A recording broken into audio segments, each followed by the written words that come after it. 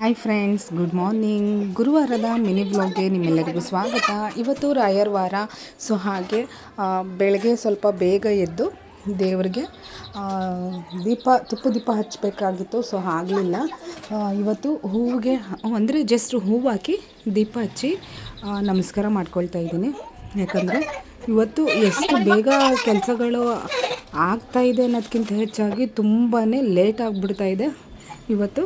So ಹಾಗಾಗಿ first ಸ್ನಾನ ಆದ ತಕ್ಷಣ ನನ್ನ ಕೆಲಸ ಏನಿದ್ರು ಗುರುವಾರ ರಾಯರ ವಾರ, ಫಸ್ಟು ರಾಯರ ವಾರ ಅದನ್ನು ಏನೇ ಆದ್ರೂ ಮಿಸ್ ಮಾಡೋಕ್ಕಾಗೋದೇ ಇಲ್ಲ.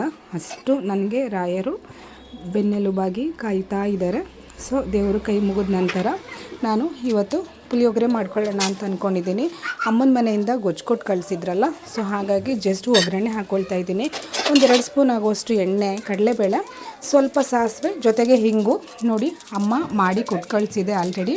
ಸೊ ಅದಕ್ಕೆ ನಾನು ಇದಕ್ಕೆ ಒಗ್ಗರಣೆ ಹಾಕ್ಕೊಳ್ತಾ ಇದ್ದೀನಿ. ಈ ಥರ ಮಾಡಿ ಒಗ್ಗರಣೆ ಹಾಕ್ಕೊಂಡು ಕಲಿಸ್ಕೊಂಡ್ರೆ ತುಂಬಾ ಟೇಸ್ಟಿಯಾಗಿರುತ್ತೆ. ಯಾಕಂದರೆ ಪ್ಯಾಕೆಟ್ ತಂದು ಮಾಡ್ಕೊಳ್ಳೋದಕ್ಕಿಂತ ಮನೇಲೇ ಮಾಡೋದು ತುಂಬಾ ರುಚಿಕರವಾಗಿರುತ್ತೆ.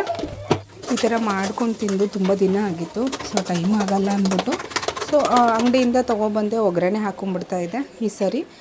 ಅಮ್ಮ ಮಾಡಿಕೊಟ್ಟು ಕಳಿಸಿತ್ತು. ಸೊ ಆಲ್ರೆಡಿ ಅನ್ನ ಕೂಗಿಸ್ಕೊಂಡು ಇಟ್ಕೊಂಡಿದ್ದೆ. ಇವಾಗ ಗೊಜ್ಜು ಕೂಡ ಒಗ್ಗರಣೆ ಹಾಕ್ಕೊಂಡಿದ್ದೆ. ಇವಾಗ ಎಷ್ಟು ಬೇಕೋ ಅಷ್ಟು ಮಾತ್ರ ಕಲಿಸ್ಕೊಳ್ತಾ ಇದ್ದೀನಿ. ಬೆಳಗ್ಗೆ ತಿಂಡಿಗೆ ಏನಾದರೂ ಒಂದು ರೈಸ್ ಐಟಮ್ ಮಾಡಿಕೊಂಡ್ರೆ 2 ಟೈಮ್ಸ್ಗಾಗುತ್ತೆ ಅಂತ ನಾನು ಹೇಳ್ತಾ ಇರ್ತೀನಿ. ಸೊ ಹಾಗೆ ಇದನ್ನು ಕೂಡ ಬೆಳಗ್ಗೆ ಮತ್ತು ಮಧ್ಯಾಹ್ನಕ್ಕೆ ನನಗೆ ಲಂಚ್ ಬಾಕ್ಸ್ಗೂ ಆಗುತ್ತೆ ಅಂತ ಹೇಳಿ ಪುಳಿಯೋಗರೆನೇ ಮಾಡಿಕೊಂಡೆ. ಇವಾಗ ತಿಂಡಿ ರೆಡಿ ಆಯಿತು. ಬಾಕ್ಸ್ಗೆ ಹಾಕ್ಕೊಂಡ್ಬಿಡ್ತೀನಿ. ನಂತರ ನಾನು ಮಕ್ಳಿಗೂ ತಿನ್ನಿಸೋದಕ್ಕೆ ರೆಡಿ ಮಾಡ್ಕೊಳ್ಬೇಕು. ಅಷ್ಟರಲ್ಲಿ ಇಬ್ರಿಗೂ ಸ್ನಾನ ಆಗಿತ್ತು. ನಾನು ಕೂಡ ಇನ್ನೂ ರೆಡಿ ಆಗೋದ್ರಲ್ಲೇ ಇದ್ದೀನಿ. ಇವತ್ತು ಯಾಕಂತ ಗೊತ್ತಿಲ್ಲ, ಎಷ್ಟೇ ಟೈಮ್ ಓಡ್ತಾಯಿದ್ರೂ ಸುಮ್ಮನೆ ಹಾಗೆ ಕೂತ್ಕೊಂಡೆ ಕಾಲ ಕಳೆಯೋ ಥರ ಆಗೋಯ್ತು. ಇವಾಗ ಚಿರುಗೂ ಸ್ನಾನ ಮಾಡ್ಕೊಂಡು ಬಂದಿದ್ದ, ಅವನಿಗೂ ರೆಡಿ ಮಾಡಿಬಿಟ್ರೆ ಮುಗೀತು. ಸ್ವಲ್ಪ ಹಾಲು ಕೊಟ್ಟು ಅವರಿಬ್ಬರಿಗೆ ತಿಂಡಿ ಹಾಕ್ಕೊಟ್ರೆ ಅಮ್ಮನ ಮನೆಗೆ ಹೋಗ್ತಾರೆ. ಇವಾಗ ಚಿರುನು ರೆಡಿ ಮಾಡಿ ಬಿಟ್ಟರೆ ಇನ್ನೂ ಸಂಹಿತ ಕೂಡ ಇದ್ದಾಳೆ. ಸೊ ನಾನಿನ್ನು ರೆಡಿ ಆಗಬೇಕು.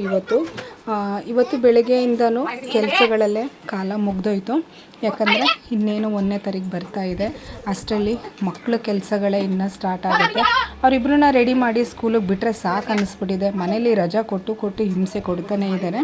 ಇನ್ನೇನು ಆ ರಜಕ್ಕೆ ಫುಲ್ ಸ್ಟಾಪ್ ಆಗಿ 1ನೇ ತಾರೀಕಿಂದ ಸ್ಕೂಲಿಗೆ ಹೋಗ್ತವೆ ಪಾಪ ಮಕ್ಕಳು. ಒಂದು ಕಡೆ ಬೇಜಾರಾದರೆ ಒಂದು ಕಡೆ ಹೋಗಲಿ ಅಂತ ಅನಿಸುತ್ತೆ. ಸೊ ಎಲ್ಲ ಪೇರೆಂಟ್ಸ್ಗೂ ಹೀಗೆ ಅಂತ ಅಂದ್ಕೊಳ್ತೀನಿ. ಯಾಕಂದರೆ ಅಷ್ಟು ಗೋಳಾಡಿಸ್ತಾರೆ ಮಕ್ಕಳು, ಮನೇಲಿ ಇರಬೇಕು.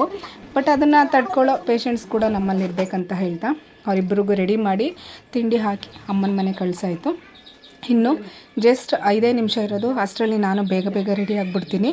ನಾನು ರೆಡಿಯಾಗಿ ಹೊರಡೋ ಅಷ್ಟರಲ್ಲಿ ಟೈಮ್ ಅಡ್ಜಸ್ಟ್ ಆಗುತ್ತೆ ಅಂತ ಹೇಳ್ತಾ ಇವತ್ತಿನ ರಾಯರ ವಾರ ಅಂದರೆ ಗುರುವಾರದ ಮಿನಿ ವ್ಲಾಗು ನಿಮ್ಮೆಲ್ಲರಿಗೂ ಇಷ್ಟ ಆಗಿದೆ ಅಂತ ತಿಳ್ಕೊಳ್ತೀನಿ. ಇಷ್ಟ ಆಗಿದರೆ ದಯವಿಟ್ಟು ನನ್ನ ಫೇಸ್ಬುಕ್ ಐಡಿನ ಫಾಲೋ ಮಾಡೋದನ್ನ ಮರಿಬೇಡಿ. ಇಷ್ಟ ಆದರೆ ಲೈಕ್ ಮಾಡಿ, ಜೊತೆಗೆ ನನ್ನ ಯೂಟ್ಯೂಬ್ ಐಡಿ ಕೂಡ ನೀವೆಲ್ಲರೂ ಸಬ್ಸ್ಕ್ರೈಬ್ ಮಾಡ್ಕೊಳ್ಳಿ ಅಂತ ಹೇಳ್ತಾ ನಾನಿವಾಗ ಹೊರಡ್ತಾ ಇದ್ದೀನಿ. ನನ್ನ ತಲೆ ಸ್ನಾನ ಆಗಿರೋದ್ರಿಂದ ಸೊ ನಾನು ಜಸ್ಟ್ ಕ್ಲಿಪ್ ಹಾಕ್ಕೊಂಡು ಹೊರಟ್ಬಿಡ್ತೀನಿ.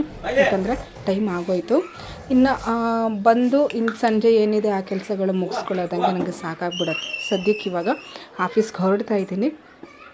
ಇವತ್ತಿನ ವ್ಲಾಗ್ ನಿಮ್ಮೆಲ್ಲರಿಗೂ ಇಷ್ಟ ಆಗಿದೆ ಅಂತ ತಿಳ್ಕೊಳ್ತೀನಿ. ಇಷ್ಟ ಆಗಿದರೆ ದಯವಿಟ್ಟು ಲೈಕ್ ಮಾಡಿ, ಜೊತೆಗೆ ಫಾಲೋ ಮಾಡಿ, ಸಪೋರ್ಟ್ ಮಾಡಿ ಅಂತ ಹೇಳ್ತಾ ಇದ್ದೀನಿ. ಎಲ್ಲರಿಗೂ ಇವತ್ತಿನ ಎಂಡ್ ಮುಗಿಸ್ತಾ ಇದ್ದೀನಿ. ಬಾಯ್.